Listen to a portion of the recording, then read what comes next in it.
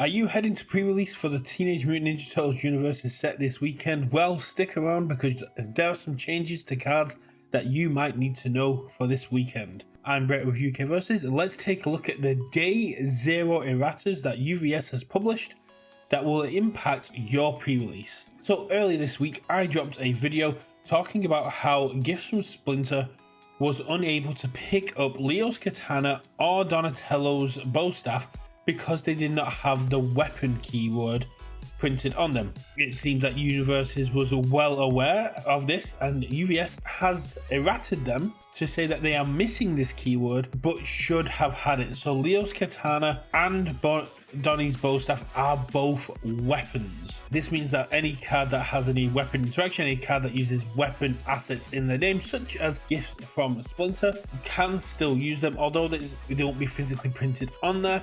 This is a functional errata for Day 0, meaning that they will be treated as though they have the weapon keyword. This makes them a lot stronger and will allow you to do some very good synergies at pre-release and in standard. The second Day 0 errata is around Deflect. Deflect was printed with the old reminder text. Deflect was changed, so its timing wasn't at the block step but at the damage step. So the correct reminder text should say Deflect X response from your hand. After, add this card to your card pool before the damage step of your rival's attack. It gets minus X damage, and only one deflect ability can be played this attack.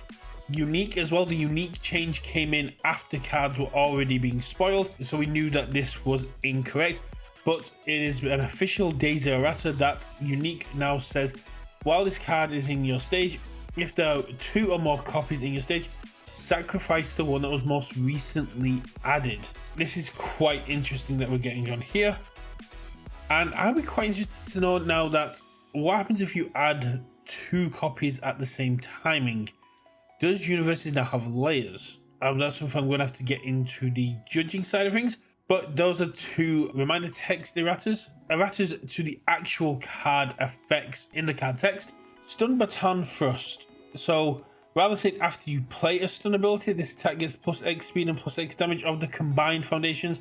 It's now after your rival commits 1 or more foundations. Due to this attack stun ability, it gets X damage and X speed and X damage. The printed difficulty of the foundations have been stunned. This just makes it a bit more clear for timing and makes it less ambiguous.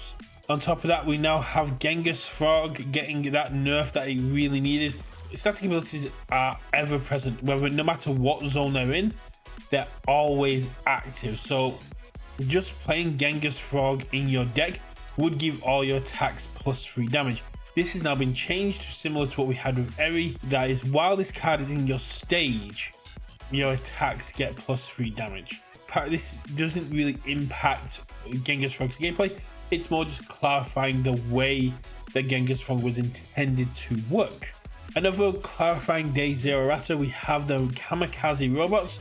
Kamikaze Robots allows you as a form to take a ready copy of Mechazoid from your stage and put it into your card pool face down as a 2 mid 2 damage attack. But before this, it didn't say you get to play that attack, it just said you were adding it in.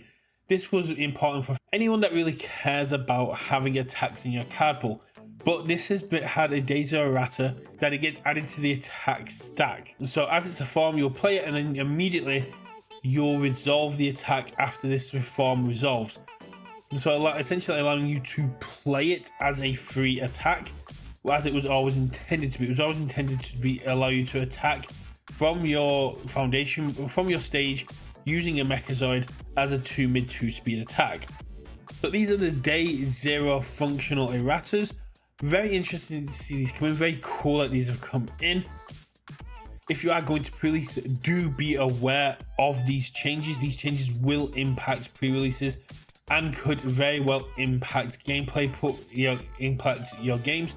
Make sure that any new players that are at your locals for pre-release are aware of these changes, or that you make sure these changes are well known, because we do not want anyone losing games or missing out on having fun because they didn't understand how the cards worked.